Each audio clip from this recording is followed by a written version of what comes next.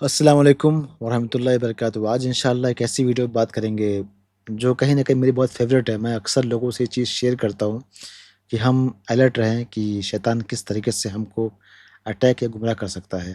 آج کی ویڈیو میں انشاءاللہ ہم دیکھیں گے کیسے ایک ولی اللہ کو شیطان نے پھنسایا اور آخر میں کیا سبق ہمیں ملتا ہے۔ اس لیے ویڈیو کو لاسٹ تک دیکھیں کیونکہ ضروری ہے یہ بھی سمجھنا کہ کیسے انسان پھنستا ہے اور کیسے پھر اس سے کیا سبق ملتا ہے۔ دوستو، یہ کہانی کوئی قصہ نہیں ہے۔ اس واقعے کو قرآن کی آیت سورہ الحشر کی آیت نمبر 16 کی تفسیر میں کئی بڑے مفسرین جیسے امام قرطبی اور امام بغوی نے بیان کیا ہے۔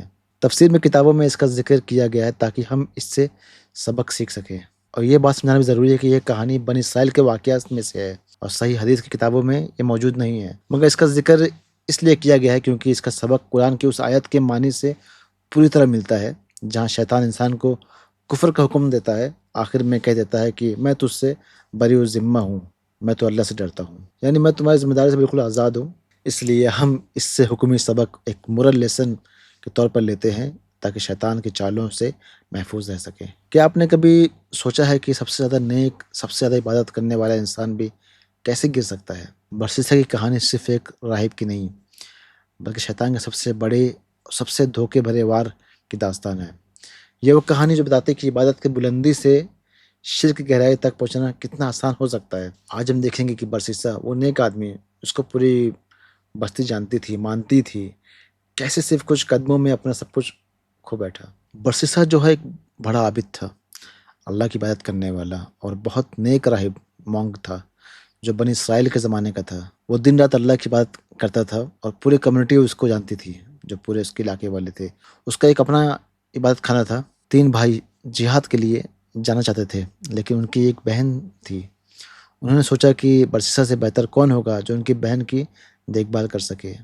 جب برسیسا کے پاس آئے تو برسیسا نے ترنت منع کر دیا کیونکہ وہ کسی عورت کے قریب نہیں آنا چاہتا تھا۔ لیکن تب کیا، شیطان برسیسا کے پاس آیا، اس سے یہ کہہ کر دھوکہ دے دیا کہ اگر تم اس کی دیکھ بھال نہیں کرو گے تو کوئی غیر نیک آدمی اس کی حفاظت کرے گا۔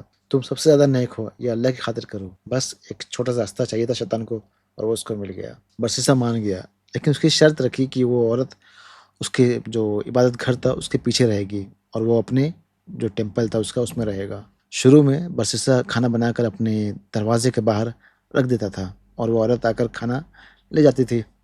برسیسا اللہ سے کتنا ڈرتا تھا اس بات کا یہ ثبوت ہے۔ شیطان نے پھر وقت کا فائدہ اٹھایا اور برسیسا کو آ کر بولا، وہ عورت اتنے دور سے آتی ہے، فتنہ ہو سکتا ہے، تم کھانا اس کو دروازے پہ جا کر رکھو۔ برسیسا مان گیا۔ تھوڑے وقت بعد شیطان نے پھر کہا کہ وہ بہت اکیلی ہے، اس سے کسی سے بات کرنے کو نہیں ملتا اور وہ کس سے اپنی باتیں شیئر کرے۔ اگر وہ باہر جا کر فتنہ کرے تو بہتر ہے کہ تم اللہ کی خاطر اس سے بات کرو، اس کی حال چال، اس کی کیفیت لو۔ برسیسا نے سوچا، وہ مان گیا۔ پہلے وہ گھر کے باہر سے چلا کر بات کرتا تھا لیکن شیطان نے کہا اندر جا کے بات کرو تاکہ باہر کے لوگ سن نہ سکے۔ چھوٹی بات چیت پھر لمبی ہو گئی، پھر دیکھنا شروع ہو گیا، پھر آپس میں رشتے بن گئے اور آخر میں برسیسا سے ایک بڑا گناہ ہو گیا، زنا۔ اس کے بعد اس عورت کو بچہ ہوا۔ شیطان دوبارہ برسیسا کے پاس آیا اور کہا اگر بھائی واپس آئے، اس لڑکے کو دیکھا تو تم کیا جواب دو گے؟ تم کو ثبوت مٹانا پڑے گا۔ برسیسا نے اس بچے کو قتل کر دیا۔